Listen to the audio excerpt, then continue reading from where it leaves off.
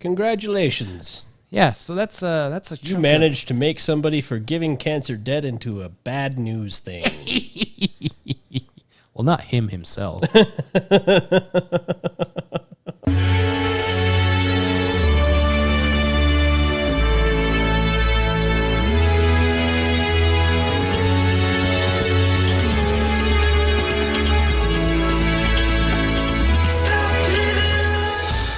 So even though we face the difficulties of today and tomorrow, I still have a dream. Yeah. It is a dream deeply rooted in the American dream.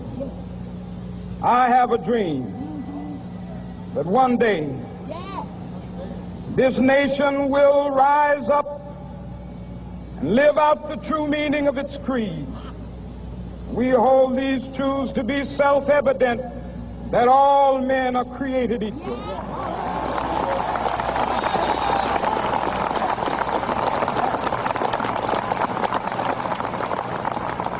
I have a dream that one day on the red hills of Georgia, the sons of former slaves and the sons of former slave owners will be able to sit down together at the table of brotherhood.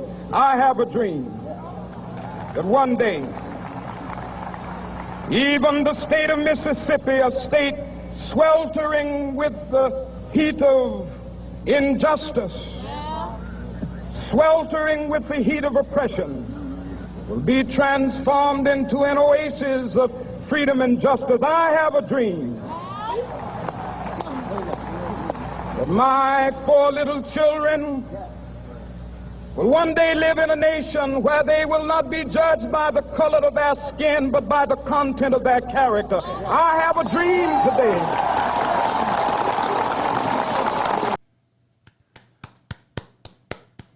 Still applicable today. Yeah. Just add, no matter what the political affiliation with the color of their skin. Right. Welcome to the Naked Apple. Welcome.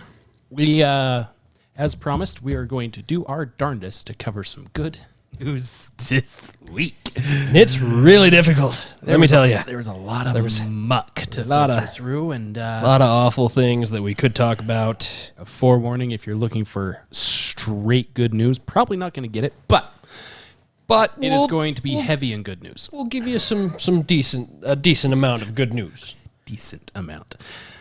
But first, some bad news. Larry puked in the aquarium. Smells very much bad over there.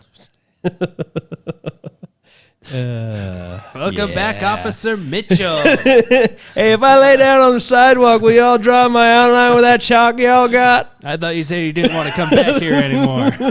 Thought you said you didn't want to come back out here again tonight. I feel like I should have that as a response if police ever show up to my house for COVID violations. Thankfully, I don't live in a state that's busting up underground stripper parties.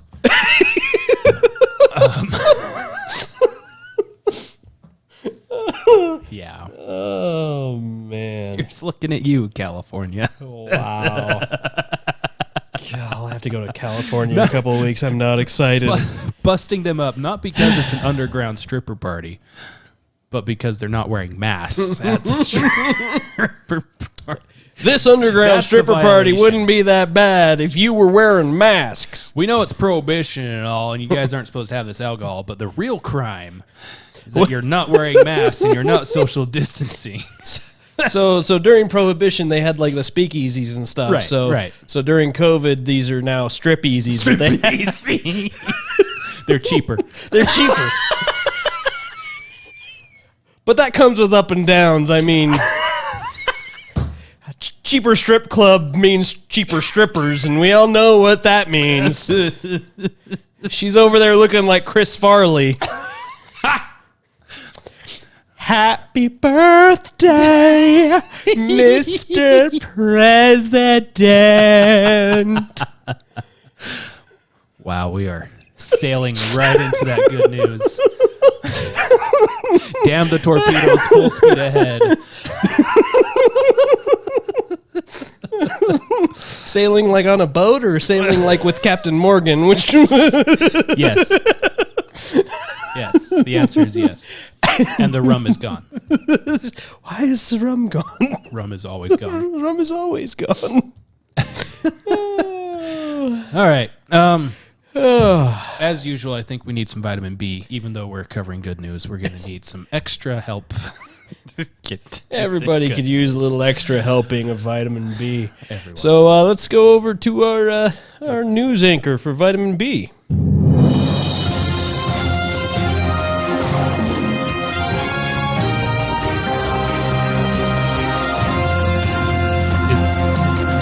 Is the news anchor Ekheim and Rovert? Yes. Okay. Yes. It is. It is me, Ekheim. Ekheim? Welcome to your vitamin B. We have very breaking news today, January 19th. It's a Tuesday, as most days are when I talk. So, in a bold move, Biden announced today that he would be sworn in on a copy of the Communist Manifesto. Oh, good. And also, on the same note, Trump has been criticized for loudly denouncing incoming administration and not just spying on them like a normal president. That bastard. In your religious news for the day, Good. That's just what I want. evangelical prophets clarify that Trump's second term will be spiritual and not literal. This is news that we have all been waiting Yes. for clarification on. It is important. Now it will be clear. Perfectly clear. As most of you know, a wall has been built around the Capitol in preparation for the inauguration coming up. A recent study finds that most Americans support making the wall around the Capitol permanent to keep politicians in. Good. And as well, Trump today had a list of people to pardon. Among them, Trump pardoned the coronavirus. A very important pardon. I did see that's that something that we... I did see that he chose to not sorely pardon, needed. what's his face from that did Star Wars. Which one, Rian Johnson or Yeah. that one shouldn't be pardoned. So we're happy decided with to that not decision. pardon him, and I believe he said it's the worst Star Wars possibly ever. He would be accurate. That's not fake news. That is in fact real news. Which part? All of it. All of the above. Is all real news. As it should be. On your entertainment front, 12 children's shows that blatantly promote white supremacy are currently under attack, beginning with Dora the Explorer. You sound like a Kennedy there. Turn on Dora the Explorer. Turn on Dora the Explorer. It's the only way it rhymes is if you're a Kennedy. There is only one show that our children should watch. Dora the Explorer. This show platforms and glorifies white supremacists and suspected KKK member Swiper. I mean, he does have a mask. He does. Yeah, he's a trash panda, so why wouldn't he? And that is not a stab at Chinese people. It's a stab at raccoons. Rocket in particular. Continuing on, the list goes through several others, including, but not limited to, Thomas the Tank Engine, Clifford the Big Red Dog, Sesame Street, and their promotion of a person of color living in a trash can.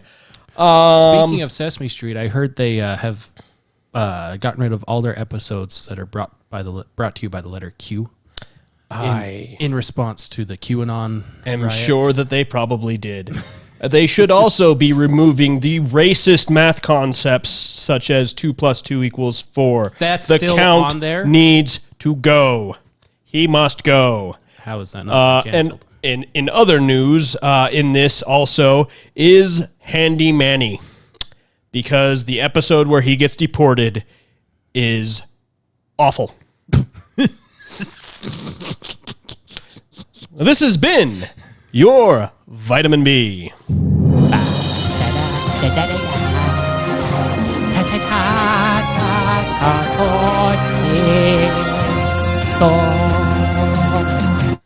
It's beautiful. I love Ecom. He does such a good job. I feel better already. I need to get like a little hat or something for him. Some sunglasses, maybe. So it's less painful to watch. Do you? Yeah. All right. Might be a good idea. All right. So I guess we'll dive into our good news. And this was kind of hard for us because for me, I kept seeing news stories and I thought of it as good news because we had already said this was going to happen or we already covered it, and then the news is covering it. It's good news for us because it means that we're doing a decent job because we're beating everybody else that actually gets paid to do this to the punch. That have all these research teams and whatever. All I got is my phone in between breaks. Like, I mean, I'm literally just finding other people's news articles and reading them. I don't understand why it's taking you 3 times as long to get there. Yeah. So yeah. So I guess to start off the good news, we'll go to Iran Ooh, we're going to Iran. because that's a good place to start. For where good are you news, is running? Iran. Well, I never run, first of all. Secondly, I never run either. And if you see me running, you should run too.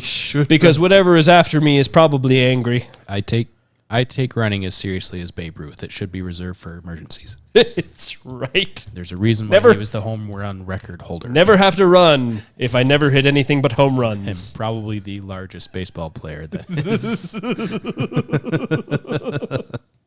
You mean if I hit it over the fence, I don't have to run? I mean, Deal. You got to at least kind of jog or something. I can do that. I can look like I'm jogging. Then I got to just sit there and eat peanuts and hot dogs. Yeah, until it's your turn again. All right. All right. If they did a Babe Ruth documentary, whatever, and they had what's his face? All right. McConaughey. Matthew McConaughey as Babe Ruth. Matthew. Put him in some sort of fat suit. All right. All right. You don't hit home runs? Be a lot cooler if you did. That's terrible and funny. So Iran. Onwards and downwards. Ran so far Upwards. away. Finally, some good news from Iran. Yeah. They have finally joined, would this be the 20th century, the 19th century? Which century are we in again? 19th, 20th. Dawn of the 20th. Dawn of the 20th century. Yeah. Yeah.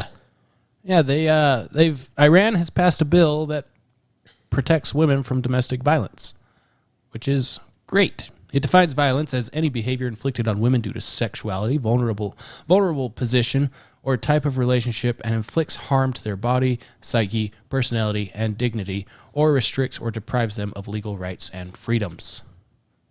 Awesome. Great. Great. This is going. I feel already out of place because Iran is talking about rights and freedoms, or because they're talking about not beating women. Yes, but also, I mean, I don't want to make a joke of this because this is a really serious topic. Like, it is really good that they did this, and I'm very happy that it's happened. But the nature of who Mike and I are, it's really hard to not be sarcastic.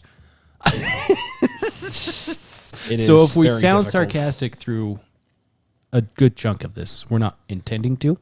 It's just who we are, and by this time you probably already know that. But yeah, it is really, really good news. Through an intersectoral process, we developed national indicators for gender equity, which laid the ground for the first result-based plan for women and family advancement in 31 provinces, said Ebtkar in October, according to the Tehran Times. That's the vice president for women and family affairs, by the way. Yeah.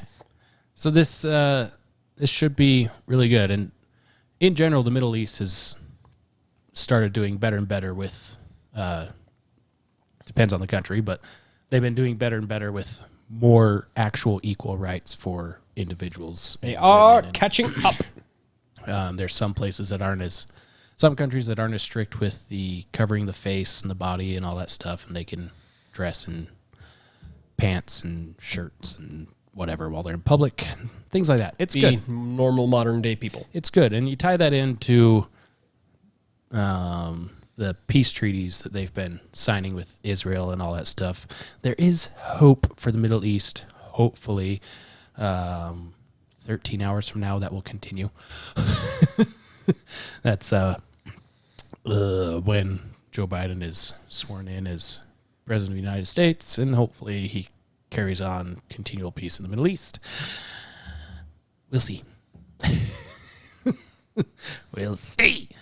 Yes. Trying to not talk about negative things. Iran deal.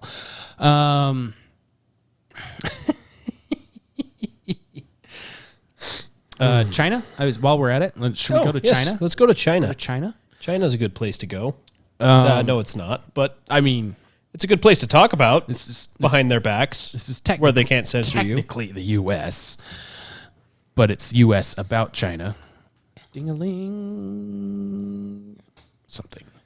The U.S. has declared China's actions against the Uyghurs genocide. It's a bold strategy, Cotton. Let's see if it pays off for them. Yeah, it's they did this about 24 hours before Donald Trump is to leave office, his administration. He kind of forced the Biden administration's hand by doing this. It was actually kind of awesome. Just saying. It could be his final troll. It could be. As president. Because it now puts the Biden administration in a position where they have to tell China, no, that's not true. We're going to rescind that, while also having to turn around and explain to the U.S., this is why forced sterilizations and forcing people into camps is not genocide. Well, as of today, it appears that Biden's nominee for Secretary of State, Tony Blinken, has actually said that he agrees with the determination that they are committing genocide in Xinjiang, whatever. Where they film Mulan. Yeah, that place, which is why I still to this day have not seen that movie and probably never will. Yep.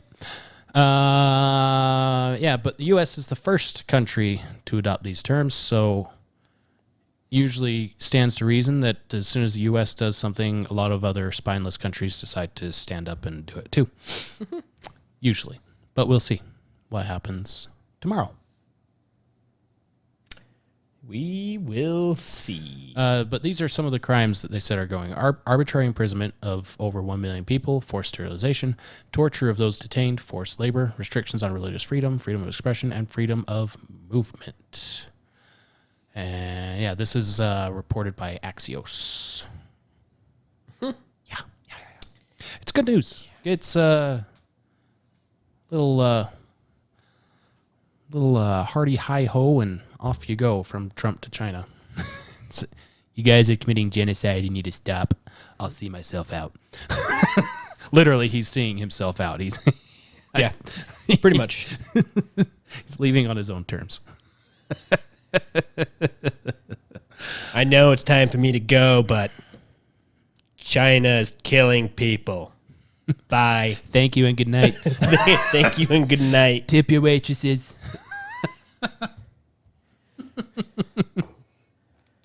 Yeah, he didn't go into comedy for a reason. Well,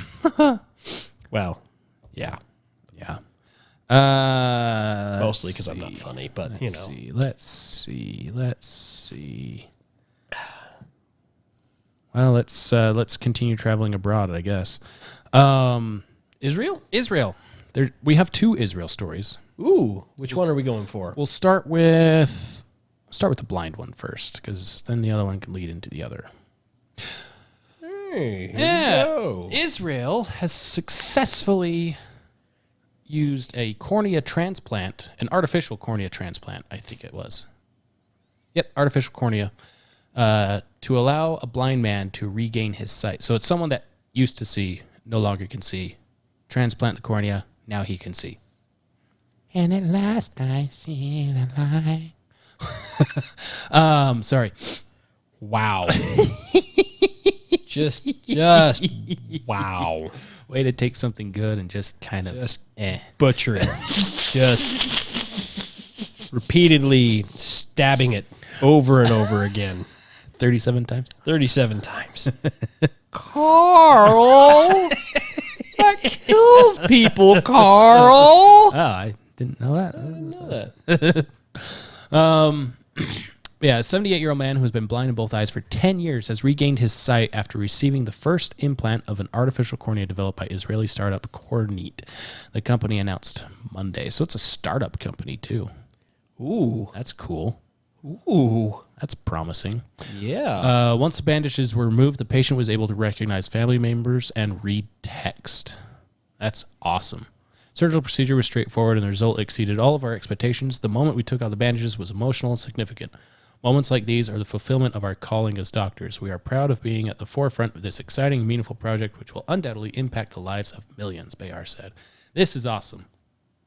Granted, it took doctors and scientists 2,000 years to figure out how mud and spit can cure blindness, but yeah, they figured it out.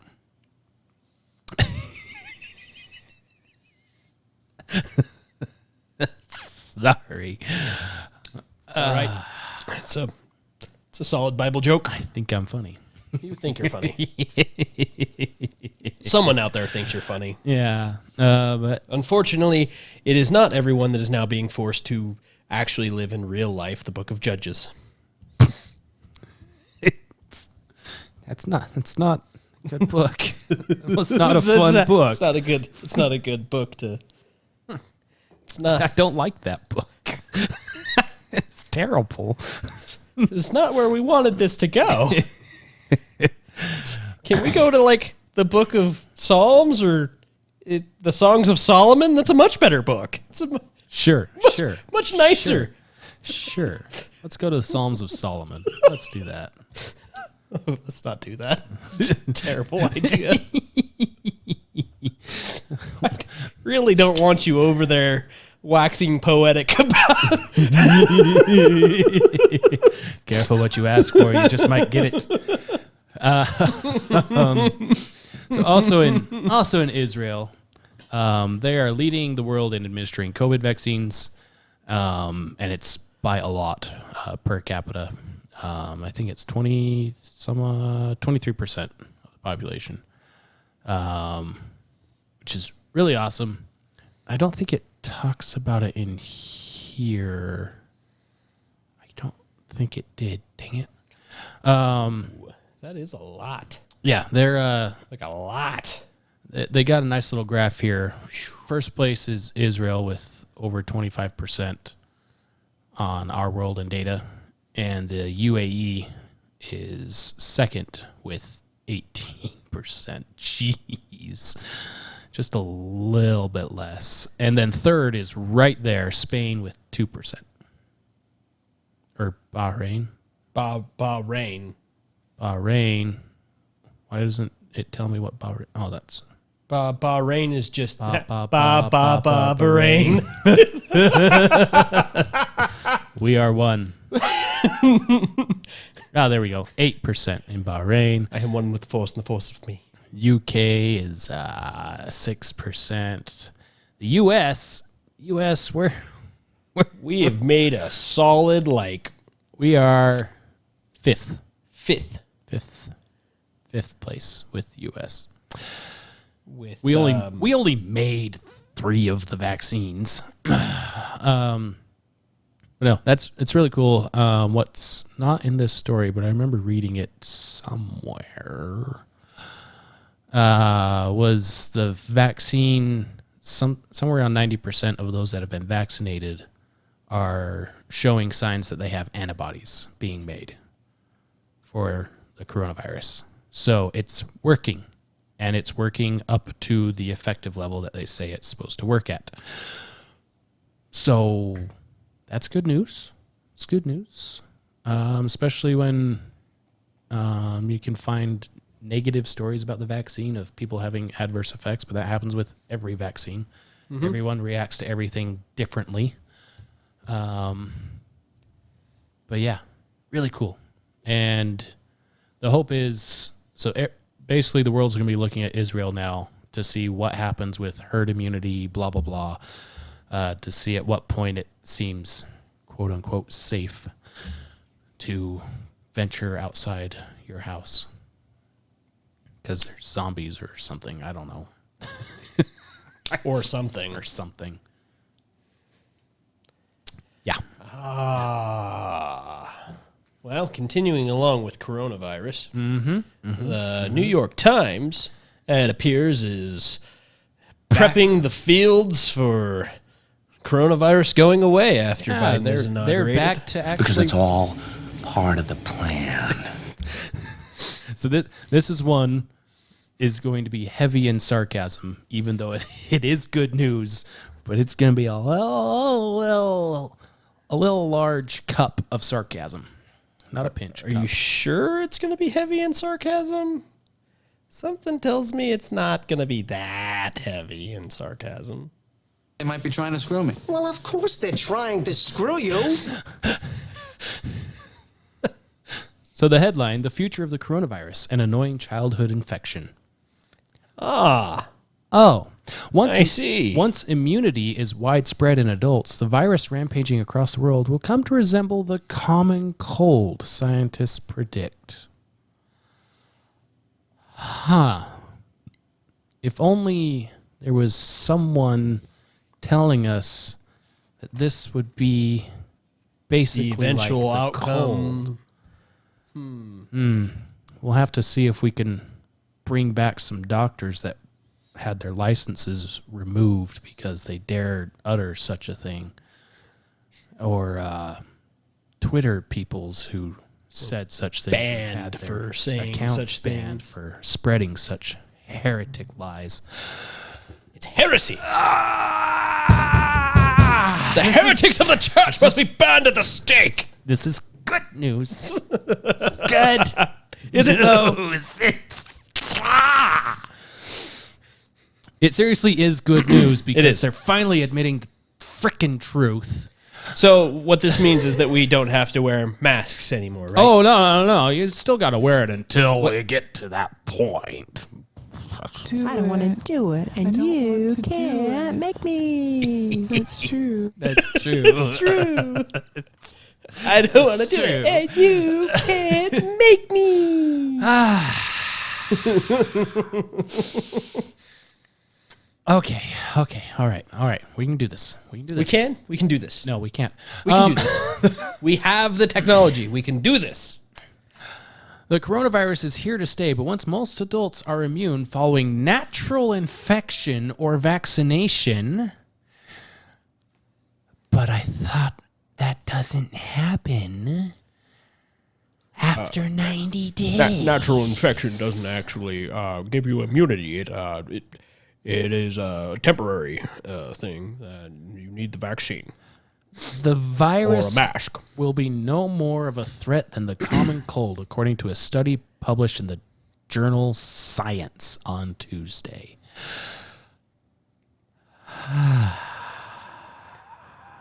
Okay.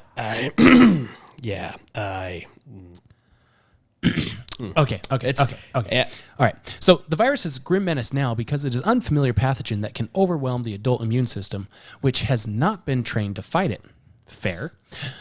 Which is what was said at the beginning, right?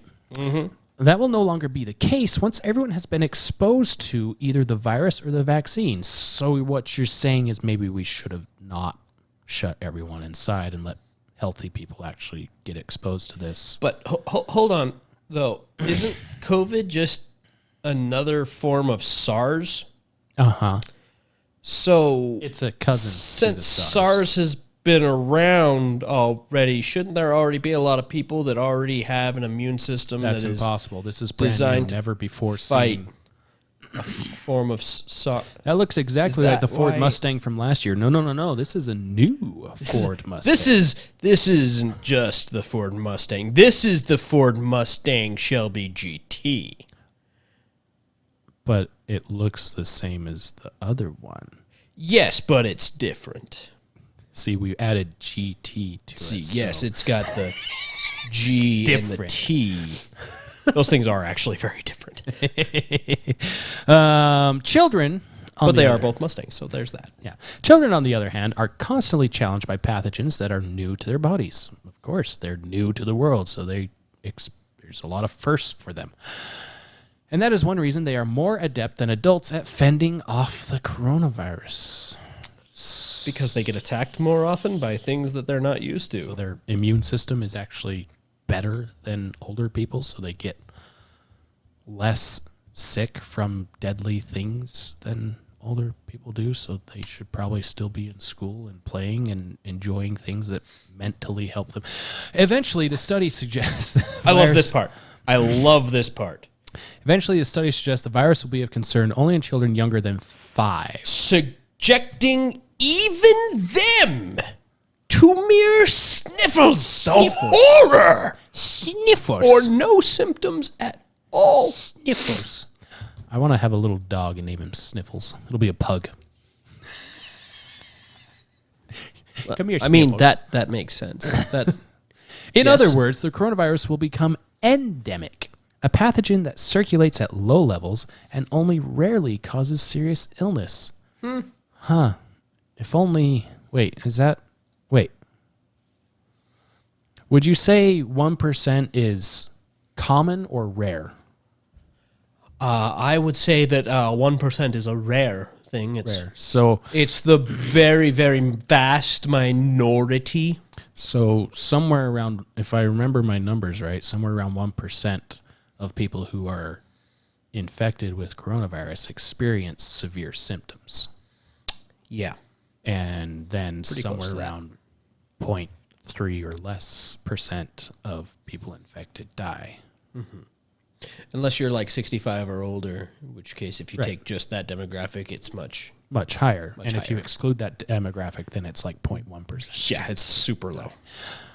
So if you're already at the expected life, if you're already at the life expectancy age for coronavirus, your chances of dying go way up. If you're Yes. below the life expectancy in the United States, coronavirus barely touches you. For the most part. Some people still get bad cases. Of course. There's The rare instance of... yeah. What was the name of that Senator Lucas or something like that? I think, wasn't it? Oh, That passed from COVID? yeah, something like that. The timing of how long it takes to get to this sort of endemic state depends on how quickly the disease is spreading and how quickly vaccination is rolled out. So really, the name of the game is getting everyone exposed for the first time to the vaccine as quickly as possible, not getting them exposed to the virus, because you were saying before that exposing them to the virus or the vaccine... The 4 common cold coronaviruses are endemic and produce only mild symptoms. SARS and MERS, which surfaced in 2003 and 2012 respectively, made people severely ill, but they did not spread widely.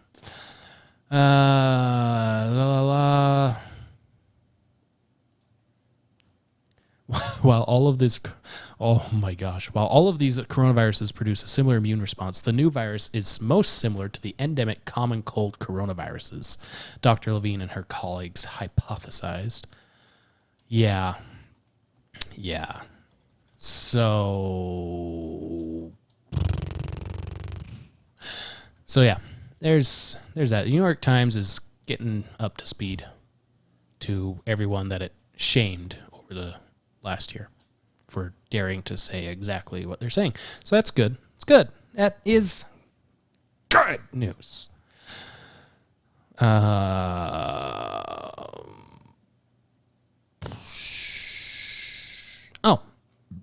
Excuse me. Related to that, a peer-reviewed study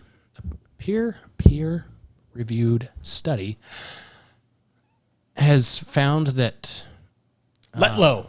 His first name was Luke. Ah, good. You found Luke. I did. Now there is a new hope. That was bad. That was bad. That was bad. A little sour. That was just bad. Yes. Oh, did you hear his? I believe his wife is running for his seat now. The one that he just won. All right. He was 41 years old. He elected earlier this month to represent Northeastern 5th District. Died from complications stemming from COVID. Lovely. And yes, his wife... let me see if I can find her name. But his wife is now running for his seat. Julia, I think. It was an interesting turn of events. So a study was published, a peer-reviewed study was published in the European Journal of Clinical Investigation that found that there is zero difference in virus spread between countries that mandate things such as masks and social distancing, closing restaurants, versus countries that have voluntary restrictions. So places like France, Germany, Iran, Italy, Spain, and the U.S. and stuff have mandatory restrictions in place. Whereas it found that places like North Korea and is it Sweden? I think had voluntary Sweden, not Switzerland. Sweden. Very important difference. Sweden. Very important. Yeah. If you don't get that difference right, you can argue with someone back and forth on Facebook about it and not realize it until after the fact that you're both talking about different countries. Yes. Not that anyone here has experienced that. You shush. The jabs keep going. I was right, though. I will point that out. I was the one saying Sweden. I just didn't notice that he was arguing about a different country. You were both wrong. We were both wrong. And you were both right. At the same time. But yeah, they found that North Korea and Sweden had less restrictive, mostly voluntary implementations, and they experienced statistically the same amount of spread as countries that did not, or as countries that did not have voluntary restrictions. They had. You said South Korea, right? I did. Okay, good. Yeah. So I was going to say it's important which one that is, because one of them I would trust the numbers from, and the other one I would not. Never trust the numbers from. But yeah, they found the virus would spread no matter what, because as Nancy Pelosi said, people will do what they do. But that's not inciting a riot. Not at all. Not at all. Good news. This is good news because I don't know. We've said this. And the difference between the two groups is the countries that had the voluntary restrictions economically are performing a little better and rebounding quicker than those that have the super restrictions.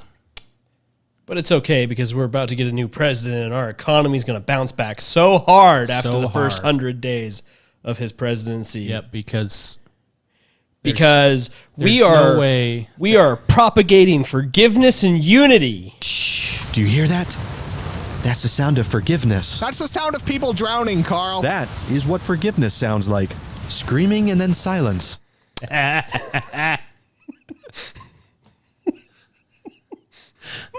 If it wasn't true, it would be funnier. I'm sorry. I couldn't help it. I had to. It's been hitching at me all night long. All right. Well, while we're talking about more restrictive, some good news from California. So those of you who are our listeners in California, there's a handful. Two. Are you still able to listen to us in California? According to Podbean, yes. The answer is yes. Newsom hasn't quite cracked down on that one yet, huh? I mean, they're trying to. They're calling for podcasts to be regulated. And we're small enough. We're still flying under the radar just yet. CNN's a little upset that YouTubers are getting more traffic than they get, but that's good news in and of itself. That YouTube, that's free speech, quote unquote, is getting more traffic than CNN for news. As it should. As it should. Yeah, those of you in California, if you did not know, there's a petition to recall Gavin Newsom. Yes. This is wonderful news because they are almost there. Can I sign this petition? I'll be in California for a day. Don't they tax me for that now? I mean, I'm sure if you claim yourself as homeless, you probably can. Hey. But yeah, this is from the recallgavin2020.com website, the actual website for things. They have almost 1.5 million signatures. Oh my gosh. Dude, that's awesome. They need, they're looking to get 1.8 because that'll help with any errors and everything. Because I think they need 1.5. Yeah, I think so. Right. They're like seriously right there at 1.5. They need 1.5 confirmed signatures that are actually from the state, actual people, not dead, not empty lots. Seriously, yes, if you are in California, here you go. This is a way to voice your opinion on if you enjoy having leadership that tells you to not do things and then turn around and do those things, but the most expensive way possible. I mean, I'm not saying that you can vote out a tyrant, but you can sure as hell try. Well, a lot of people on the left seem to think they voted out a tyrant. Well, that's because they're... No, you look like an idiot.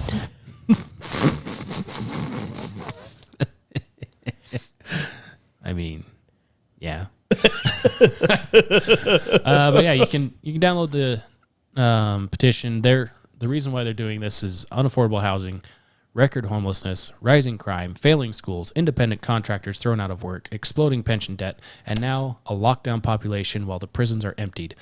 Hold Gavin Newsom accountable. Gavin Newsom must go. And if I remember correctly, what will happen is if they get enough signatures, then a special election is held where you vote yes to remove Gavin Newsom or no to keep him in office. And if you vote yes to remove him, you vote for a new governor. If it's yes to remove, then a recall election is held. If the yes wins, a recall election is then held. Yes, where you vote for who you want to be governor. And what's unique about that is it doesn't go through any of the party Bolshevik stuff to get there. So if you're there and you want to be governor, you can slap your name on there and you don't have to worry about going through. Doesn't Vermin Supreme live in California? Is he the boot hat guy? The boot hat guy. I need to find out where he lives. He should be running there. My hat is a boot. Your argument is invalid. Please tell me he lives in California. No. He doesn't. No, he's in Massachusetts. Damn. Yeah. Vermin Supreme, you need to move to California immediately. What's really cool about this campaign here is it's pretty much all volunteers.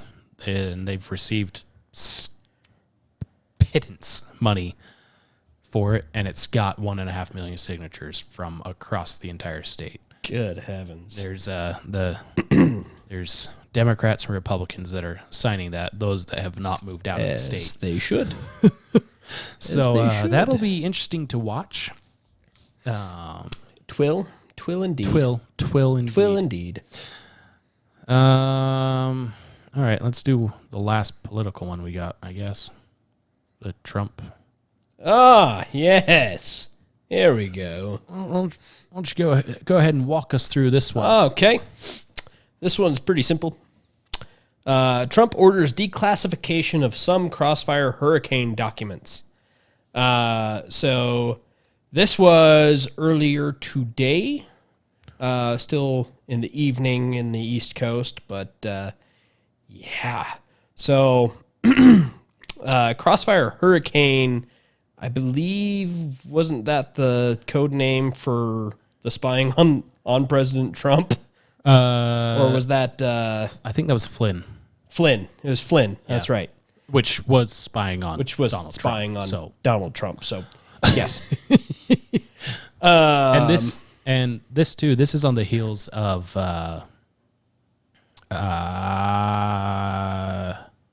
was it Mitch that declassified... that released the minutes from the Senate hearings about Crossfire Hurricane? Yeah.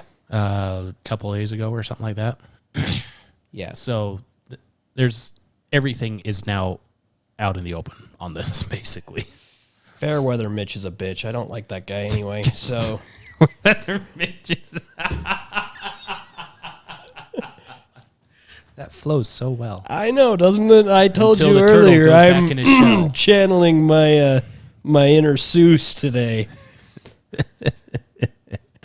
Anyway, so this is based off of a binder of materials that the DOJ provided to the White House back at the end of December, which was related to the Crossfire Hurricane investigation.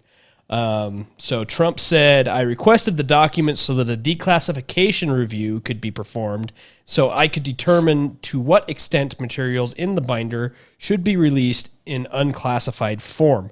I determined that the materials in that binder should be declassified to the maximum extent possible. So basically the only thing missing is personal information about people and maybe positions within that would be the ideal. However, it looks like the FBI had some qualms with that. Why? Because they're guilty? And objected to any further declassification of the materials in the binder on the basis of a review. On the basis of a review that included intelligence community equities, identified the passages that it believed it was most crucial to keep from public disclosure. So it would be code names, names of individuals involved, and various different details as well. Anything that might give away any kind of information about those involved, and probably some of the things that were done, I would guess. So Trump said, I have determined to accept the redactions proposed for continued classification by the FBI in that January 17th submission. So keep in mind here, Donald Trump is in charge of the FBI. Mm-hmm. So this Donald Trump, being the dictator that he is listening to the FBI and following their suggestions on redactions instead of just saying fully unredact everything. Yeah, one of the most ironic sentences I've heard in the last couple of weeks is, we voted out a dictator. Well, if that's the case, why doesn't every country just do it? You know what? I don't understand why the people in Germany didn't just vote out their dictator. Why didn't you just vote Hitler out? Why didn't you just vote Stalin or Mussolini? Out? What? Why didn't you people just... You're a democracy. Why don't you just vote him out? Fools. Yeah, that's not how dictators work. Anyway. Yeah. Yeah, so that's... so on January 17th, they had the redacted copy, and the president added, my decision to declassify materials within the binder is subject to the limits identified above and does not extend to materials that must be protected from disclosure pursuant to orders of the Foreign Intelligence Service Court, and does not require the disclosure of certain personally identifiable information or any other materials that must be protected from disclosure under applicable law. Accordingly, at my direction, the Attorney General has conducted an appropriate review to ensure the materials provided in the binder may be disclosed by the White House in accordance with the applicable laws, yada, yada, yada, yada. So he took the advice of the FBI director, kept certain things redacted, which involve, looks like agents, names, things like that, as well as, from right there, foreign intelligence, which... We don't want is interesting. We don't want foreign agents to know that we know that what they know. Right. Yes. I believe is how that translates. Yeah. Foreign Intelligence Surveillance Court. So this would be, they redacted things that involved us surveilling foreign intelligence agencies. Do you hear that? That's the sound of forgiveness. Is it? Because I feel like that's not the intelligence agency forgiving Trump. I feel like that's not what that is. Anyway, so those documents should be coming out fairly soon if they're not out actually. They should already be coming out in the next couple of weeks. If not, it's because, I don't know, there's a new president or something. Who redacted them again. Who hid things, and I don't know why he would want to. I don't know why he would want to hide things. I mean, it's not like he was in any of the meetings talking about this. Because it's all part of the plan. Or suggested that they do certain legal things in order to prosecute Flynn. It's not like he was the one that suggested that at all. No, why would he be the one to suggest something like that? That makes absolutely no sense. They might be trying to screw me. Well, of course they're trying to screw you. Yeah. Anyway, good news. What do you think? That's what they do. They can make up anything. It's good. Good news. Yay, good news. Yay. Okay, that's enough. All right, we got 3 more stories. Let's see how we can soil them. Because we've been doing a solid job so far.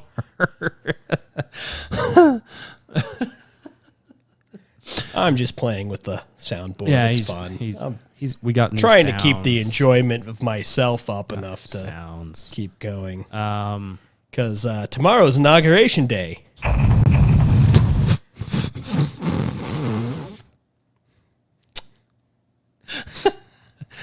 Yep. So, in Virginia, West Virginia, except it's just Virginia. Oh, I like that. Virginia. I like that at the top. The Washington Post: Democracy dies in darkness. Good. Oh, hey. Good. Democracy deserves Is to die. that how democracy dies? I always thought that it went something like this. So this is how liberty dies. Liberty. With thunderous applause. See, democracy dies in darkness. Oh. Liberty That's what dies it in is. thunderous applause. Liberty dies in thunderous applause. There is a difference Democracy between the two. dies in darkness. Ah. That's exact. So that's can, exactly. Can where we it turn deserves off to the die. lights then? Go Just back shut to it a down. republic. Shut down the democracy. Let's kick back up the republic. Stop, don't come back. Oh no! Oh no! What was that meme I showed you? The Ocasio-Cortez saying she's calling for Ted Cruz and whoever else to be and then removed it's, from office, and then oh my gosh, what's his name from Top Gear? Top Gear. Oh, no! So anyway, with a little GOP symbol on him. So yeah, so here's some positive news. So this was a pastor. Pastor Robbie Pruitt. Yeah, an assistant rector at the Church Assistant of rector, the Holy that's what it was. Spirit in Leesburg, Virginia. His bike was stolen, so he decided to. Oh wait, no, there's more to that sentence. It was stolen off the rack of his Honda Odyssey. So they left. Leave the car. Take the bicycle. Leave the car. Take the bicycle. All right, Odysseus. I see how this is going. Odysseus.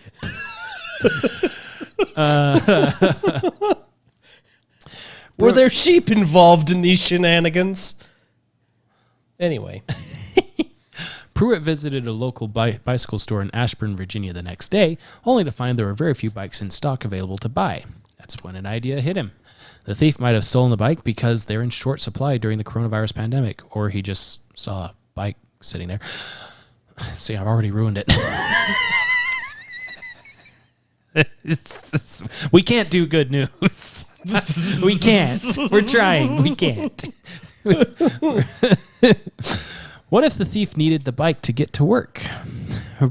Pruitt wanted to help people who might be in such a predicament. So he decided to start repairing bicycles. What did he say? He made a post on the Facebook. He'd fix anyone's bicycle for free. And he said he was accepting unwanted bikes, which he'd fix and donate to people in need. Hope and pray this bike met the need of the person who took it. Yeah, so he received 30 bicycles on that day. And then after his next post, 500 people expressed interest in either donating bikes or having Pruitt fix them. It's a really cool story of someone recognizing that there's an issue, a problem, something is missing in society, and was personally afflicted by this disaster and decided to turn it into something positive. So he's fixing bicycles, getting them up to speed, and donating them to wherever.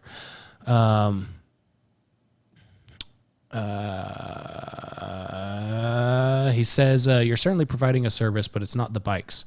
It's the relationships in the community. It's the impact you can make with people. He could have easily just gone to police, put a post on Facebook, how terrible this is, and just added to on the socials. He could have. He chose the high road. He chose the high road and is doing something that looks like it's bringing the community together with people bringing in bikes. I'm pretty sure if there wasn't the COVID stuff, there'd probably be people more willing to be there and help him, but, social distance or whatever. Let that I'm ruining the story again. Let that interfere you from being there to help. All the neighborhood kids are spending a lot more time doing something that's hands-on, said Danny Ophi, Pruitt's next-door neighbor. Almost everybody in the neighborhood has a bike now, and he's helped put those bikes together. On a recent afternoon, Pruitt had a red Huffy mountain bicycle in his hands and called out to 6 young people playing soccer behind the house. All right, guys, he said to them, somebody test ride this bike. Pruitt handed the refurbished bike to Santi Palomino, 12-year-old, whose eyes lit up when he grabbed the new black grips Pruitt had added to the handlebars. Whoa, he yelled, and his friends gathered around, also wanting to see how Pruitt had upgraded Santi's bike. I'll sleep better at night just because I did this. And that's true. The more good you do, the better you can sleep, because you can take comfort in knowing you made someone's life better and you didn't add to the chaos, at least as much as you could have otherwise. Yeah. Good guy. It was all good until his little bike shop ended up in a whirlpool, and he was put on an island with Circa, and his little helpers were turned into swine by poison, cheese, and wine. And oh, wait, am I mixing up stories?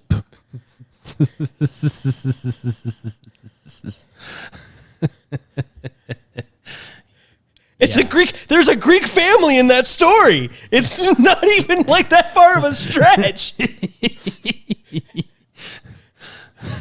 They're Greek and they drive an Odyssey. My jokes are legit. I don't care what you say. The next story to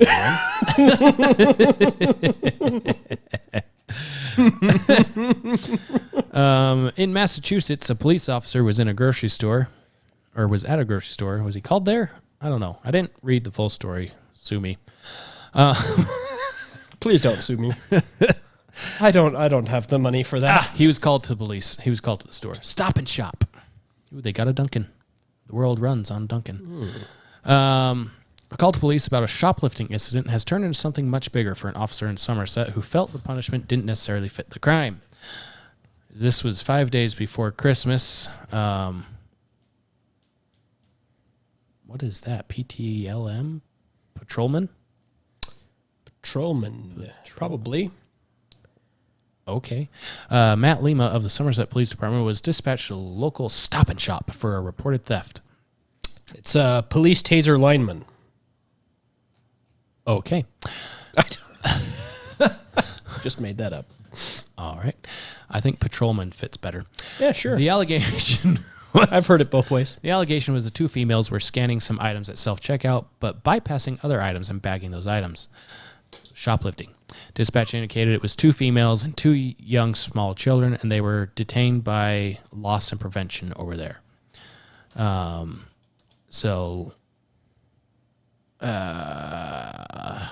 Lima said when he heard two kids had been with the woman, it didn't sit right with him. I have two girls myself, similar on age to the two girls that were there, so it kind of struck me a little bit. When he got there, he found out... let's see, there it is. The woman I talked to, she explained she was working, but the mother of the children was not working and had some other family issues going on, that what she had taken was Christmas dinner for the kids. So they basically, it's almost as if there's something that's keeping people from being able to really earn some money. I don't know what that is. I'm ruining the story again. You are. But on a better note, I have discovered what PTLM means. And? It means... Oh, where did it go? Hold on a second. You haven't discovered it. Yes, it's right here. It's right here. It is an acronym that means either prototype tri-layer membrane, predicted total lean mass, pressure tube life management, or patient treatment life cycle management. I think it was the first one you said. I think that's probably... Prototype tri-layer membrane. He is a prototype tri-layer membrane. Yep, for the police department. This is, in fact, the first of a new line of Skynet police officers. RoboCop.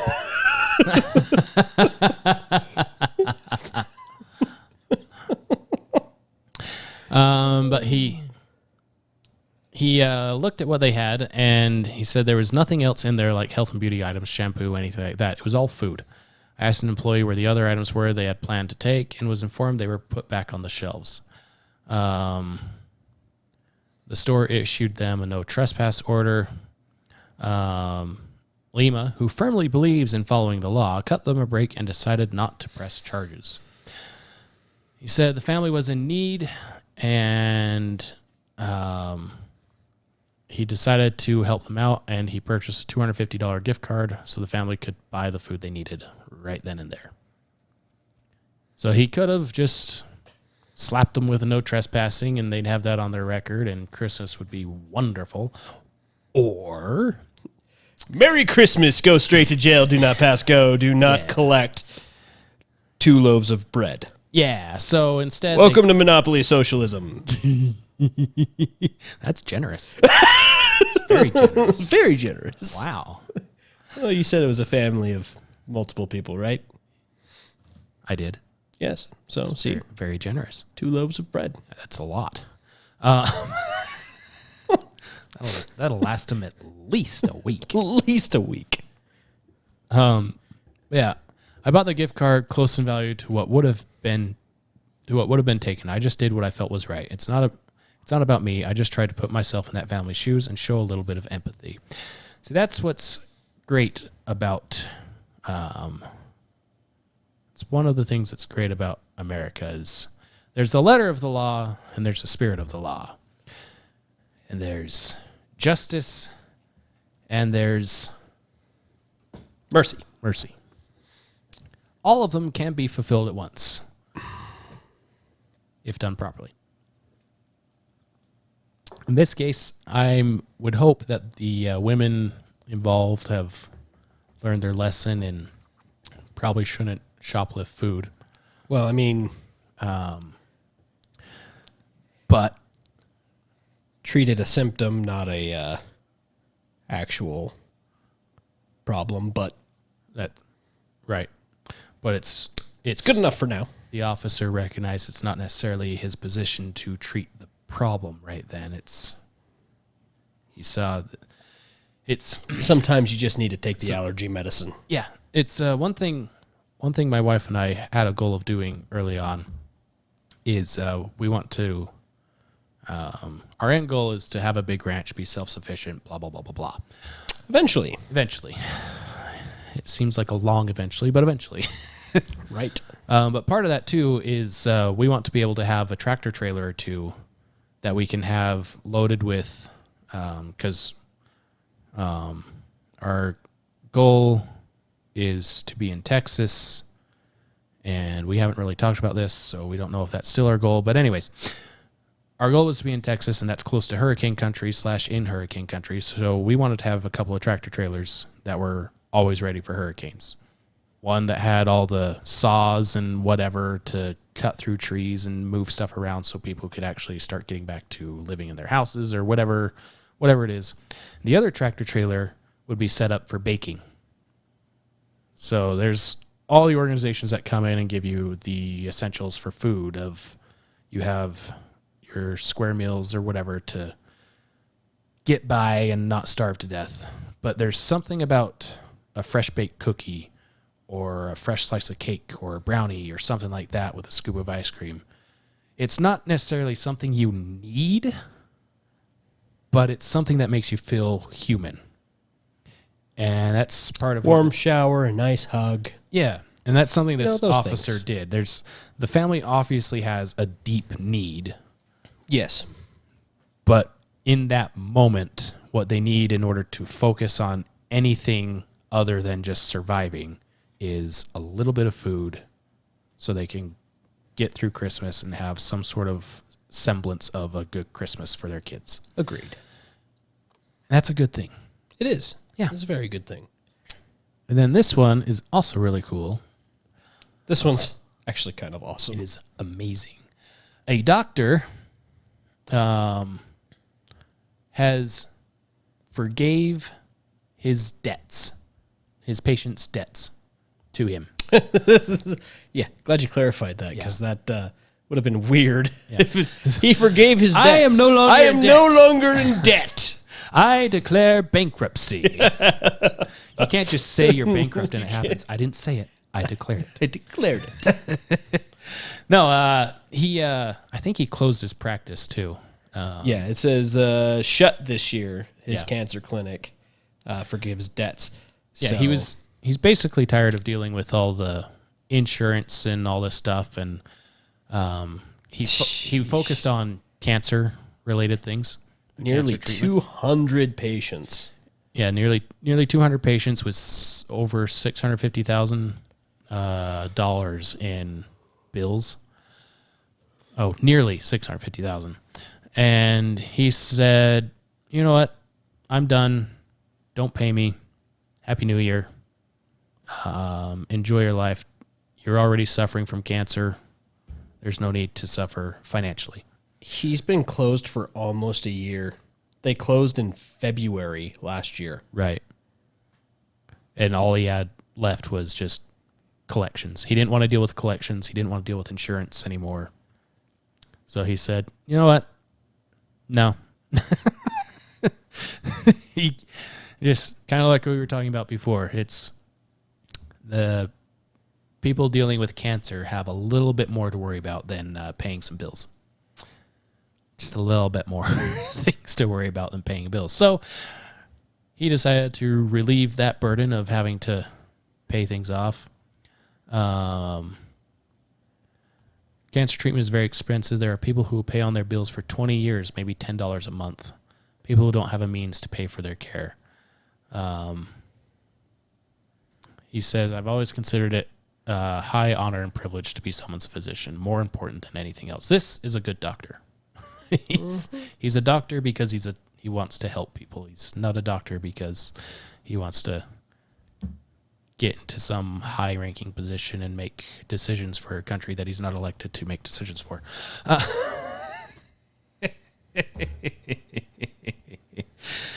I did it again. Yes, you did. 3 for 3. Yes. Yes. Congratulations. Yeah, so that's a You managed to make somebody forgiving cancer debt into a bad news thing. Well, not him himself. Just Fauci. Just Fauci. Ouchie. Fauci about it. Yeah. So this podcast will most likely be released post Inauguration Day. And So one thing I try to do is have a clean slate for the president. Mm-hmm. Try. It's kind of the whole idea behind forgiveness, right? Is Do you hear that? That's the sound of forgiveness. That's the sound of people drowning, Carl. That is what forgiveness sounds like. Screaming and then silence. You're welcome. There's buzzwords. Yeah. I caught them this time. So when you're forgiving someone, you don't hold the thing over their head, but you don't forget the thing that they did. If that makes sense. Mm-hmm. Because if you decide to... It's a bold strategy, Cotton. Let's see if it pays off for him. Yeah, it rarely does because human nature is a thing.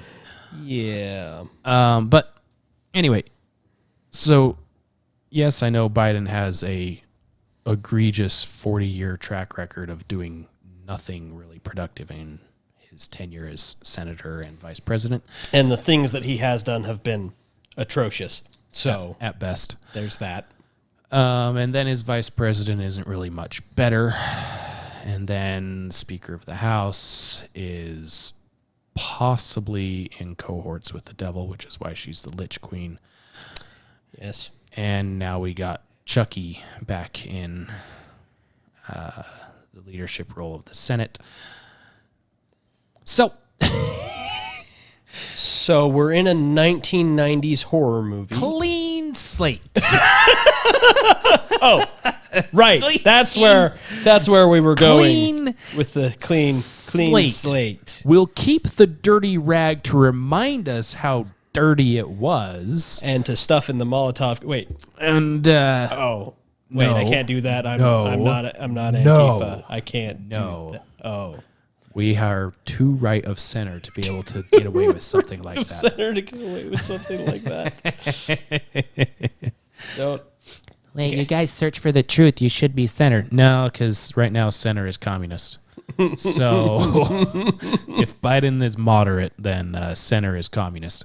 Right.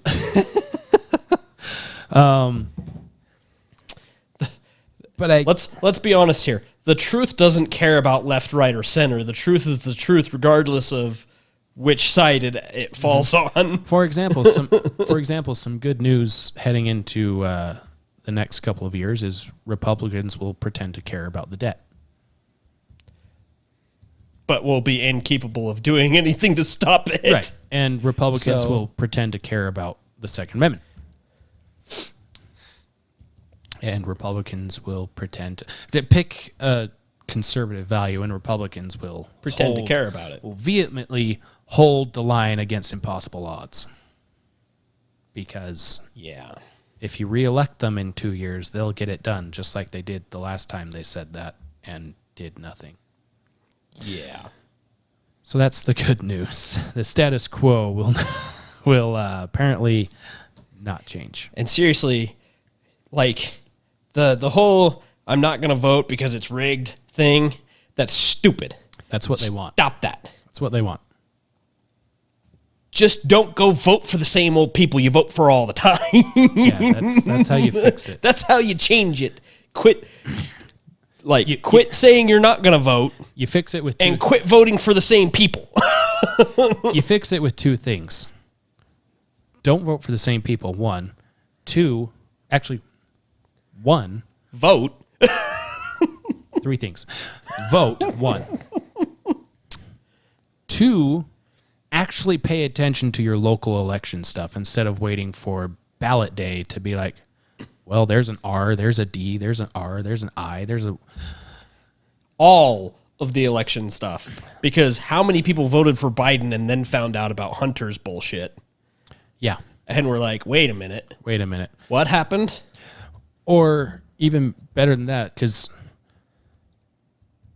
if anything, Donald Trump has showed exactly how stupid corrupt Democrats and Republicans are, and how much both Democrats and Republicans do not care about you. And I found is it this one? This one. Is it? It is this one. I found a clip of Democrats. So this is getting into some sour stuff, but it'll be positive in the end, I promise. I found Democrats in the media, the mainstream media, and social media. I found them all talking in one clip here. You let one ant stand up to us, then they all might stand up. Those puny little ants outnumber us 100 to 1. And if they ever figure that out, there goes our way of life. It's not about food. It's about keeping those ants in line. That's why we're going back. Does anybody else want to stay? Okay. Okay, a simple wrong would have done just fine, but Bug's life is a little more ominous now. Yeah. We'll see what happens with this on the YouTubes, because that was more than 5 seconds for Disney. Yeah. It's okay. We're not monetized anyways, and they probably wouldn't monetize us if we got to that point. Anyway. Yeah, we would be shadow banned if we actually made money.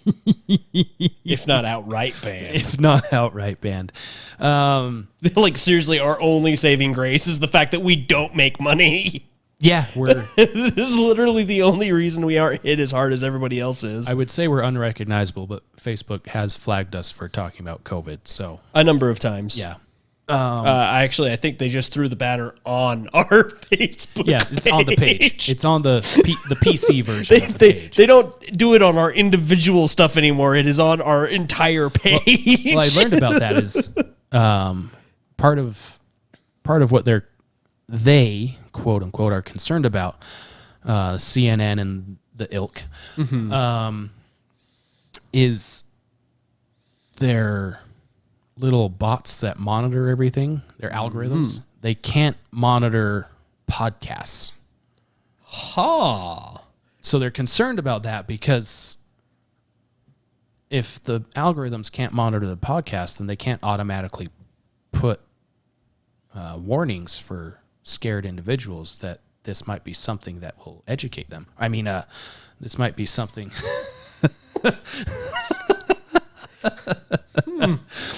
So they're concerned about that, and they're hoping to be able to rein that in somehow, because free speech is important, but, you know, it shouldn't be able to just say whatever you want. Your Honor, I object! And why is that, Mr. Reed? Because it's devastating to my case! Overruled. Good call! Good call. Good call. And you know it's bad when you have Russia and the UK now, or Russia and the EU now calling on America to uphold its First Amendment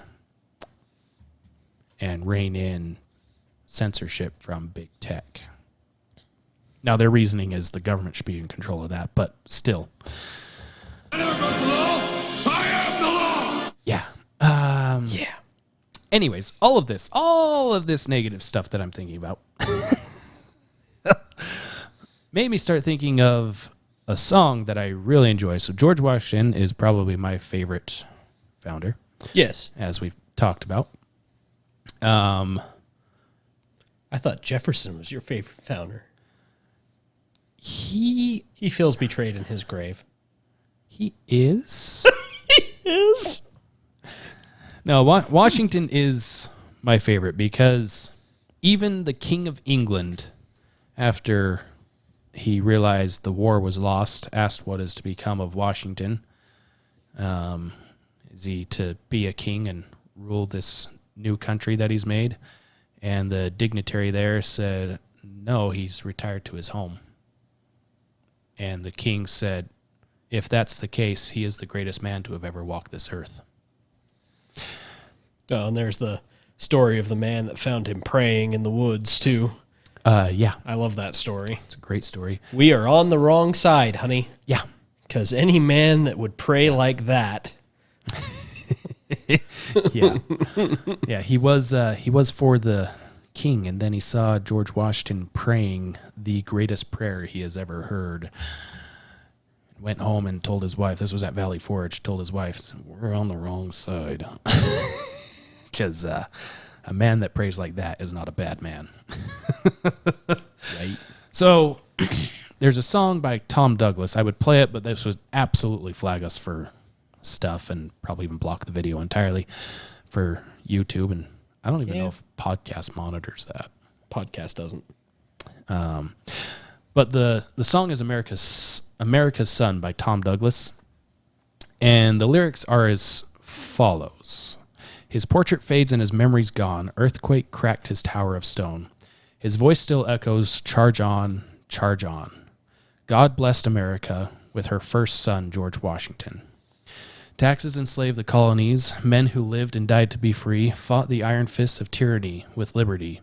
God blessed America with her first son, George Washington. No surrender and no retreat, first in war and first in peace. Father, a soldier, and a citizen. He gave his soul to God and his heart to his countrymen.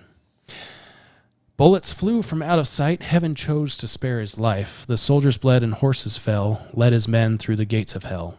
From Valley Forge through Yorktown going down to country and won the war. Amen, amen. No surrender, no retreat, first in war and first in peace. Father and a soldier and a citizen. He gave his soul to God and his heart to his countrymen. When the war was finally won, glory came to Washington. Refused the crown and took the bow.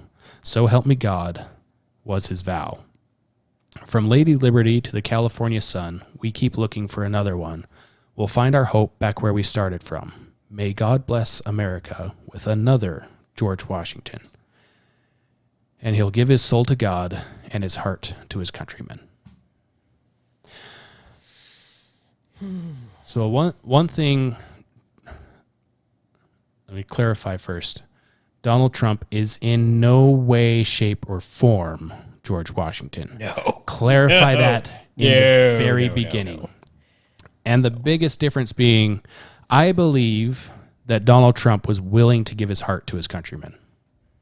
With the way that he was at his events, the way that he implemented his policies, he loves America, the idea of the American dream, because he lives the American dream. Right, he got an inheritance from his dad. A lot of us do. That's part of the American dream, is you are successful and you pass on that success to your children. That is part of the American dream. Mm-hmm. Government tries to get its hands in that by taxing you 50% for dying. Woo. So you give less to your children. On top of all of your funeral bills and everything else. Yeah. So aside from that, so I believe that Trump was at least willing to give his heart to his countrymen. If he didn't give his heart to his countrymen, give his soul to God, I don't know about that per se. He didn't really talk much about God. He did a lot of speeches where he invoked God and stuff like that in positive light, and it was great when he did. But much more so than any of the currently seated other people. Yeah. Well, aside from select few congressmen. Yes. And women. So, and I will give Donald Trump was first in peace. I will give him that because he's literally brought peace to the Middle East and brought soldiers home as much as he could because people were lying to him about soldiers in the Middle East. First in war, he didn't really go to war. However, he stopped a lot of wars from happening, big wars. And sometimes that's more important. But he's a father, a soldier. Not so much. At least not a soldier, as in uniform soldier with weapon in hand. You could say he was a soldier in facing impossible odds in Washington, where everyone is against him, including his own circle of people that's supposed to be supporting him, and he's fighting them off. And he's a citizen, proud citizen of the U.S. But he is in no way. He's not even close to George Washington. George Washington lived his life. I got a book for Christmas. It's the 100 some odd rules that George Washington lived by, and he lived them to a T. Never cross your legs while sitting. Whenever a woman enters the room, I feel personally attacked. Yeah, I know. I'm sitting here with my feetsies crossed across. I'm sitting here with my feet up on my base for my speakers, with my feet crossed and just all relaxed. And yeah, he stood whenever a woman entered the room. He was respectful to everyone and all this stuff. And he was a very religious man, though did not endorse himself to any particular religion at the time. And I say all this because this is what I'm looking for in someone to lead the country. And I haven't seen that at all in my voting career. Yeah. I've seen people that, like I pointed out with Donald Trump, have attributes of this to a degree, but nothing even close. And we may never get someone that close. Seen a lot of wolves in sheep's clothing. A lot of them. And several sheep's and wolves' clothing, which I thought was interesting, but you know. Yeah, I listen to this song every once in a while because it's just, for me, just the emotion that's behind it, of especially the beginning of his voice still echoes, charge on, charge on. He oversaw the writing and the passage of the Constitution of the United States that's governed us for the last 190, 200 years, whatever it is. And then he was there for the Declaration of Independence in 1776, however many math years that is, 200 plus years.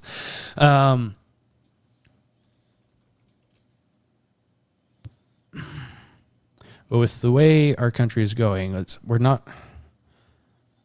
we're so divided against each other, not on the end goal, but on the solutions to that goal. Everyone wants to just be left alone, to do their own thing. Everyone wants to be able to go play in the park and not worry about this person saying that, this person being rude to that. Everyone wants these things. Everyone wants to be healthy, happy, not hungry, blah, blah, blah, blah, blah. We just get tied up in the solutions and we lose focus on what matters most, of focusing on giving our souls to God and our heart to our countrymen. Because in the end, we're all Americans. In the end, we're all humans. And in the end, we're all children of God. And it's in our founding documents that God gave us these rights. God gave us the ability to create governments to protect these rights. We are in control. And whatever control we relinquish is control that we lose. And that's, this is getting to the preachy end now. That's the whole point behind, the whole aspect behind sin, when you boil down sin to God, it's loss of control. You lose control of your emotions. You lose control of your body. You're relinquishing control of your body, of your mind, of your emotions to X, whatever X is. Whether it's drinking too much alcohol, smoking, drinking too much Coke, snorting too much Coke. I was going to say, wait a minute. Which white powder in that? The sugary kind or the other kind? Yes. But no matter what it is, whether it's storming the capital of the United States or setting up... Have fun storming the castle. Or setting up an autonomous zone that is not at all part of the United States. It's all losing control of your emotions, and that is unfavorable in the sight of God. And if we continue to do these things that are not favorable in the sight of God, and the founders of our country formed the country under God, why do we deserve his protection and favor? If we keep pushing that away, if we keep losing control of all of that. And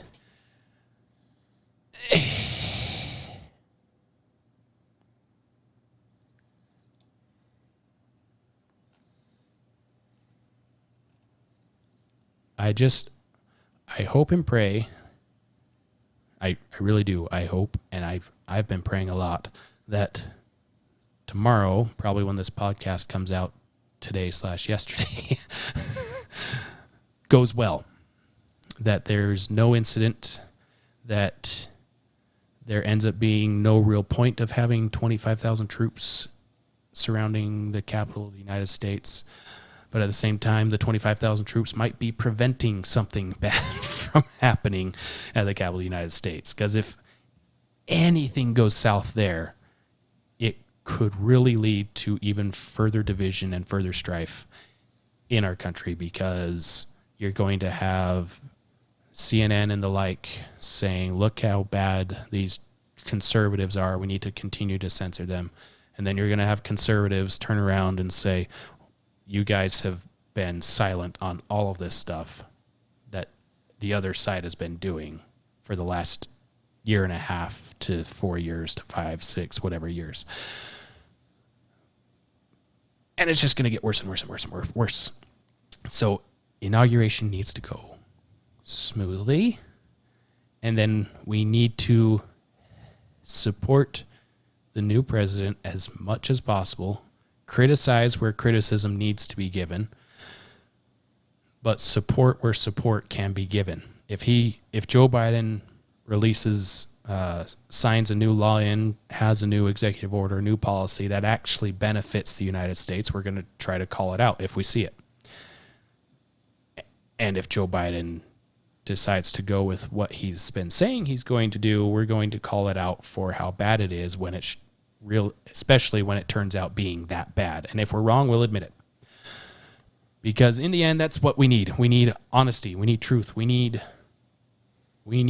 everyone to be willing to give their soul to God and their heart to their countrymen. We need fathers, mothers, citizens, sons, daughters, soldiers. We need all of us to come together and to be Americans, because the more we divide, just like the colonies, unite or die. It still applies. Will always apply. We need to be united or we will die. Might not die physically, but this idea of America will die. There's nowhere else to go. This is it. Go to Canada? Cool. You can't have a gun. The last bastion of true freedom. Yeah. And this is not at all a call to arms, because God does not favor those who take offense. He favors those who defend, unless he specifically calls them to attack something, because that thing that is being attacked has been so egregious in offending God. And those are scant few examples in the Bible of him doing that. He always takes favor in those who defend themselves. Do not cast the first stone. Always be the person that gets hit, turns the other cheek, as hard as it is. Unless you're Captain Moroni. As hard as it is, for our LDS friends, in the Book of Mormon, the Nephites lost when they attacked. They won when they defended. Except for when they were Captain Moroni. Captain Moroni regained the territory that they owned. He defended what was theirs. He retook what was theirs, and he stopped. Yep. Teancum kept going and died. That's valid. And then later on, the Nephites decided, you know what, let's just take out the Lamanites, then we never have to worry about them. And they lost horribly. And it led to their eventual total destruction. Mm-hmm. Yeah. Back to self-control. Control. Which actually reminded me of something. The song America the Beautiful. The original poem was decently long. Decently long. You mean it's more than just a couple of verses? yeah, it's I mean, it's like 4 verses, and then they have some changes and things that go throughout. But one of the lines that I love the most is actually from the 1911 version. I think so. The original poem was written in 1893,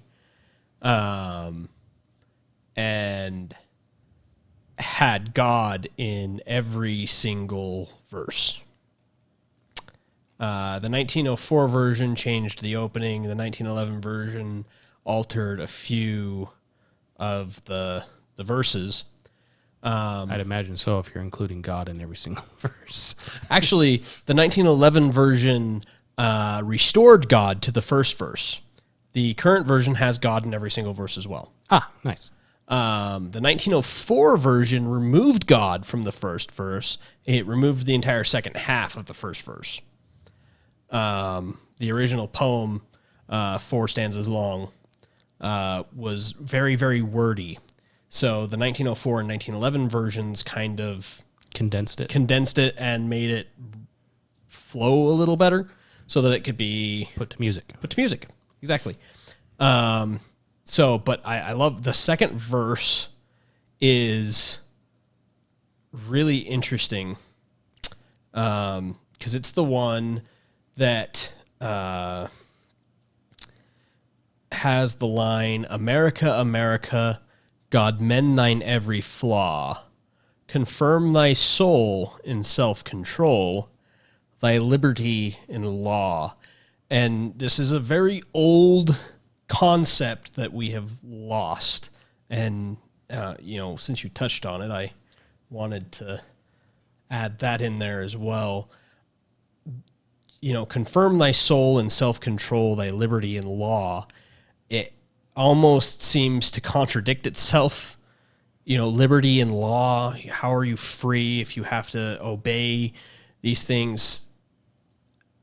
The idea of liberty and law was based off of the idea that the Constitution was the law of the land, and that law would ensure that laws didn't become binding to the point of being oppressive. Right.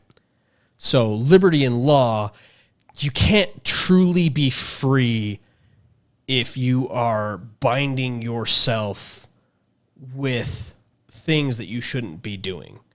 Living a criminalistic life is not living a free life. Right, you're stuck. When you are stuck in a cycle of hurting other people, you are not free. You are the one that has been bound by your own decisions and your own actions. So the idea of liberty and law stems from the idea that if you set, even for yourself, rules like George Washington did, set boundaries, set these different things, you become free by gaining control of yourself. The ultimate freedom is perfect self-control.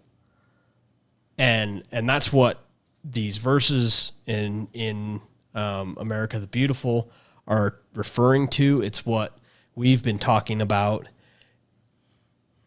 And it's why we said before,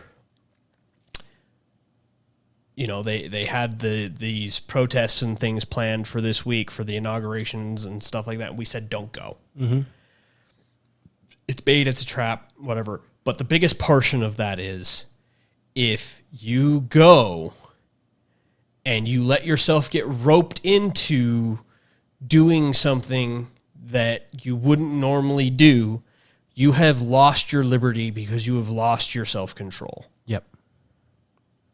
And that's what happened to a lot of people in D.C. That's what happened to a lot of people in D.C. And they're facing the consequences of that now. And there are always consequences, regardless of whether that is found in an earthly court or whether that is found in karma or however it comes about. Yep. You will always eventually face consequences for the things that you do where you lose self-control. Inevitably, without question. Even if the only consequence is that you lose a portion of yourself. You have to live with it the rest of your life. Exactly. Yep. On one of my old phones, I had a picture of a dragon with a knight riding on the back of the dragon. And with it was a quote. I don't remember if I found the quote or if I came up with the quote. I want to say I came up with the quote because I think it's pretty good. Why slay the dragon when you can befriend him instead? It's to slay your dragons as well, but to tame them is freedom. There you go. Because that's actually really awesome. Because yeah, if I were you, I'd claim that too. Yeah. So we're going there. Okay. So at one point in my life, I felt like I was in the deep nothingness. I was depressed beyond belief, and at the time I didn't recognize it was depression, as most people that are depressed don't necessarily recognize it. But I was deeply depressed, but I was still really good at putting on a happy face for people around me and going to church and blah, blah, blah, like I normally would. But inside I was just gone. And that's one thing that depression isn't just feeling sad or not being happy. Depression is just not feeling. And I got to a point where I considered life was no longer worth it. And I had just purchased a new firearm, and I was just giving it a once over, looking at it and all that stuff. And this voice came into my head. It did not sound like a friendly voice. And it said, "You know where the ammo is." And this was late at night in my room, all by myself.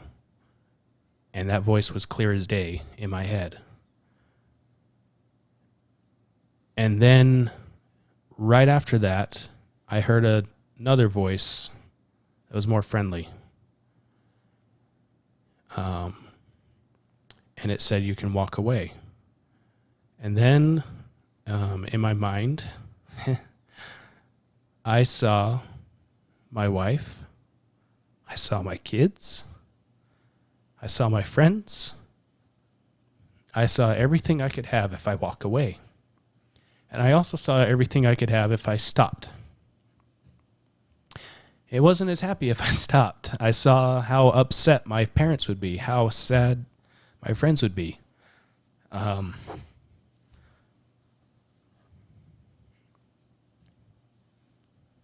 I was allowed a chance to feel again. And I chose to follow that feeling. And that's made all the difference, because I met my wife. I met my kids. I'm doing a dumb podcast with Mike. He met me. Ouch. I have to laugh to make the tears go away so I can talk. My soul. So I got to make Mike feel bad so I can feel better. Because that's what good things are about. But no, and for a while, I did not want to look at that firearm anymore. I did not want to look at it at all, because that was dark to me. That was bad. But now, that firearm is by my side most of the time that I'm awake. And when I'm asleep, it is not very far away. And engraved on that is a little dragon. A little Celtic dragon. and I don't remember the words exactly, but it's Celtic for dark serpent or something like that, the black serpent. And that's a constant reminder to me of that moment. I have gotten to the point where I was able to turn this symbol of basically the end of my life into a symbol of continuing on to do something good. I don't know exactly what the end of that good is, but I'm figuring that out day by day. But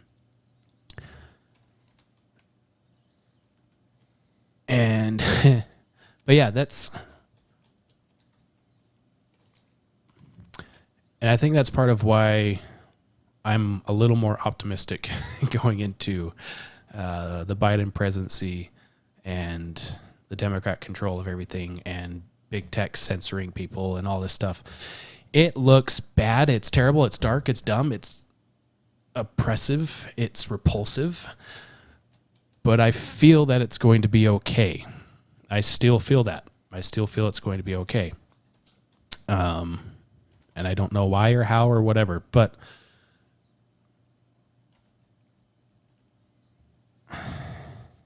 it's going to be okay. One way or another, it's going to be okay. It's going to be okay. It is going to be a rough storm, but it's going to be okay. Like I said before in the recording we did before the DC thing, check your foundation. It's someone that is hearing what we're talking about. I don't know who. I don't know if it's us. I don't know if it's one of you that's listening. Check your foundation and be prepared in 4 years. I don't know what for. I don't know why, but be prepared. But whenever it happens, shoot us a message and let us know so we can stop worrying about it. Give us a shout out when that happens, and maybe it'll boost us to more than 20 views on each podcast. A little selfish desire in there. Never hurts. If we're still around at that time and we haven't been firing squatted or something. I'll pick up a shortwave radio if we have to. We'll get it out. We'll go to the ham. Yeah. Take it to the ham. But anyway, last thing I have is something we've said multiple times, and it seems to get more fitting every single time we quote it as Thomas Jefferson. Because I see a lot of people on the Book of Faces and the Twitterverse and all that stuff. Even on MeWe and these other places, you guys, seriously, whether it's far right or far left or center or whatever, this applies. And whether it's COVID lies, whether you think what they're telling you about COVID is a lie, or whether you think what they're telling you about the vaccine is a lie, or if you're petrified of the coronavirus or you're petrified of the vaccine. No matter where it is, this applies. Fix reason firmly in her seat and call to her a tribunal every fact, every opinion. Question with boldness even the existence of a God, even the existence of a vaccine, even the existence of a virus, even the existence of government, even the existence of a conspiracy. Because if there be one, he must more approve the homage of reason than that of blindfolded fear. I'm going to show you the graph because I'm proud of this. Oh, yeah, we didn't cover that. We didn't cover that. We should have covered that. And we will, because we are. Was it Nather Dorcha that you had written on your gun? Something like that, yeah. I mean, it's in my backpack. I can just pull it out and show you. Fine. I'll confirm what I have. Because that's Dark Serpent in Scottish Gaelic. It's Nather Dorcha. Nather Oiche. Ah. So Nather is serpent. How's that spelled? Nathair. And then Oidhche.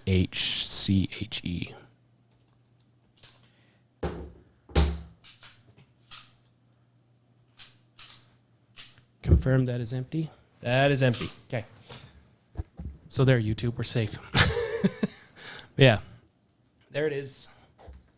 Nether Oichi. Focus. Focus. It's upside down. Well, it's right side up when I'm aiming down the sights. Nether Oichi, and then on the side, I got that side. Got Celtic knot pattern stuff. Yeah, that's my constant symbol of night serpent. That's what it is. Night serpent. Yep. Night serpent. That is my constant reminder of my dark place that I conquered and tamed. Now it is a symbol of freedom for me. But anyway, COVID stuff. And I bring this up because for the LDS people among us, the prophet got the vaccine, and there's a lot of people that are on both sides of this of, oh, that's so good that you got it. I'm still worried. And those on the side of, why won't you tell us about what the vaccine? Why won't you tell us exactly what to do? Yeah. Both ends of it are in fear for different reasons, and both are dumb. Yes. Because No, you look like an idiot. Yeah, that's true. Yeah, that's true. Because they are letting... Not to downplay your fear. Like, yeah, joking aside here, you can be afraid, but don't let it control you. And remember, knowledge is the anti-fear. The more you know, the less you have to be afraid of. Yeah. Emotions are there to tell you, to give you information on what to do in a situation, Reason is what lets you control those emotions and do the right thing in that situation. Fight or flight. So fear tells you run away or start fighting. Reason tells you you're going to lose that fight or you're not going to outrun it. It tells you that's what reason does. Fear tells you the issue. Reason tells you the solution. Yes. I feel like that was an inspired statement. That came out of nowhere. That's what I do. I just pitch softballs for you all night long. I have never said anything like that before, so nor have I ever made that connection. I think I should find some way to write that down, even though I don't have a pen. I will type it to myself. You have a notepad. You have a digital pen. I do have a digital pen. It's called a keyboard. I'm a keyboard warrior. Keyboard. Please don't ever call me that. There's that.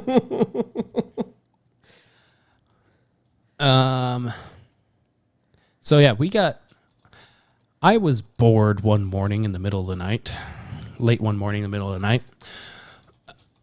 and decided to take all of Utah's COVID data from the beginning of March, middle of March, to January 8th, and put it in one nice fancy graph.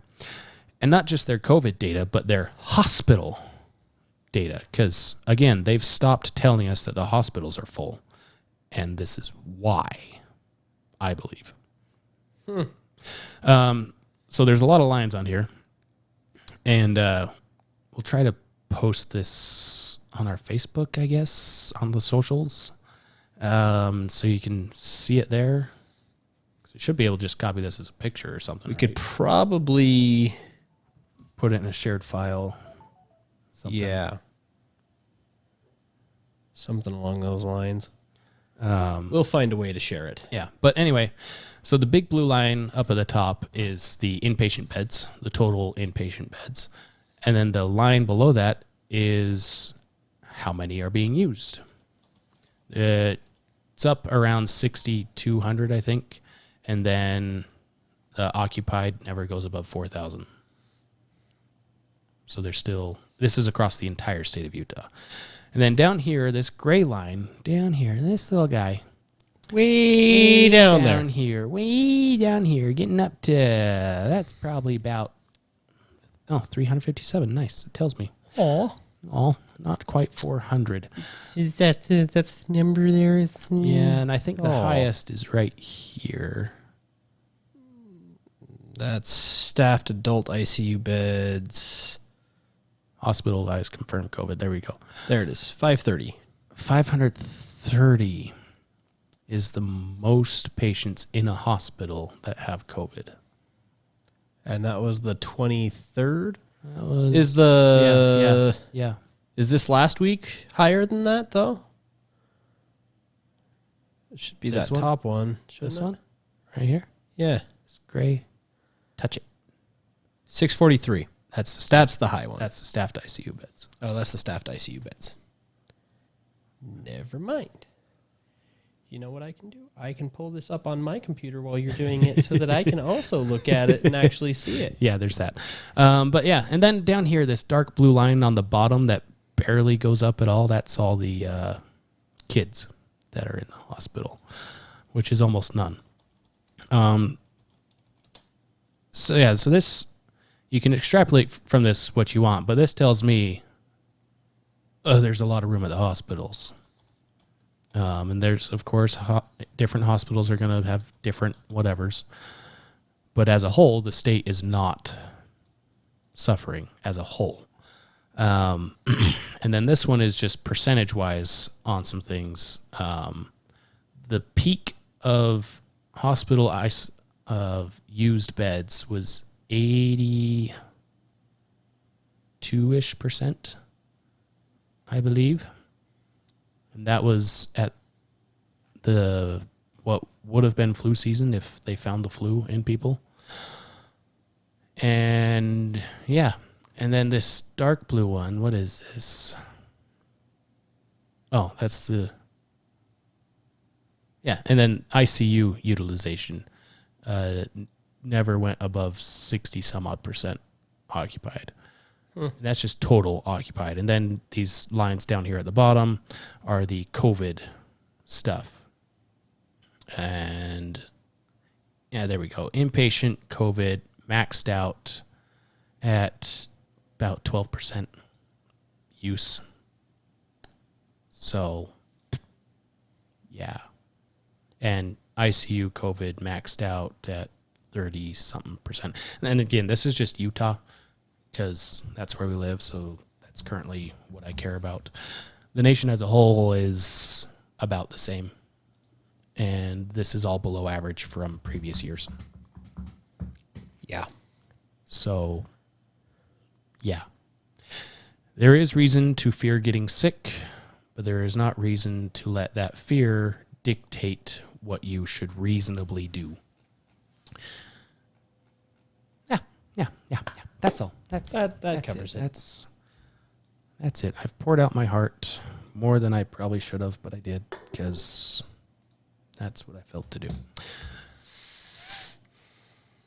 And we shared good news at the beginning. Well, we all knew it was going to end in fire anyway. But that's okay, because you are forgiven, sir. Shh. Do you hear that? That's the sound of forgiveness. That's the sound of people drowning, Carl. That is what forgiveness sounds like.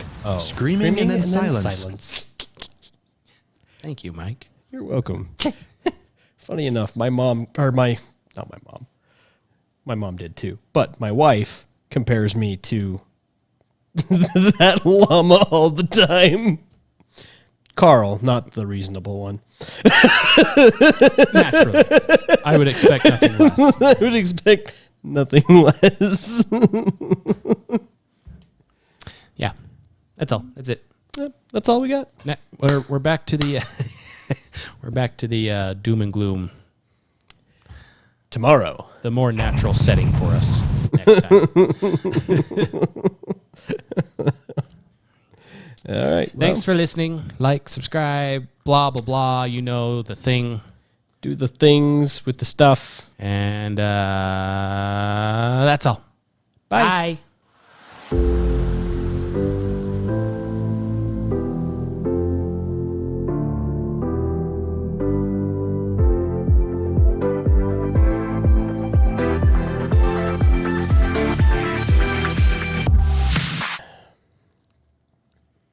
Oh, yeah, I have to do that. Yeah. It helps if you set up the record. I have to press the button to start recording. Yes, otherwise what we do is worthless. And there it goes. Now it's doing a little counting with the red button. We're live. And we're live. Screw it. We'll do it live. Wasn't that? We could do some live shows. That'd be fun. If we run out of material, I think we should do a training video on shooting for fun. Just go to your backyard. Before guns are illegal. I think that's a thing. You think so? Maybe. Yeah. I don't know. Maybe I just want to go shooting. Hell if I know. Do you really need a reason? Do you really need a reason? No. No, but I do. Well, I kind of do because I need an excuse to actually use all my spare ammo rather than hoard it like the nasty hoarder that I am. And or purchase ammo to replace it. Exactly.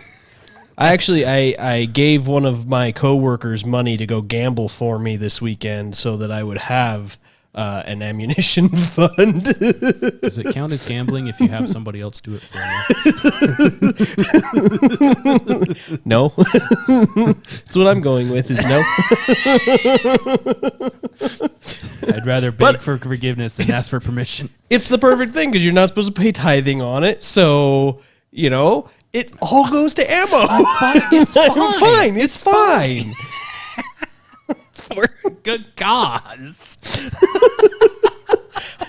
So what's happening is he's going to go gamble for me. He's going to bring me the winnings. I'm going to buy ammunition, and then I'm going to pay tithing on the ammo that I just increased so that I don't feel as guilty about the gambling. Anyway. Are we ready to begin? Yeah. Go ahead and press that button. Press that button.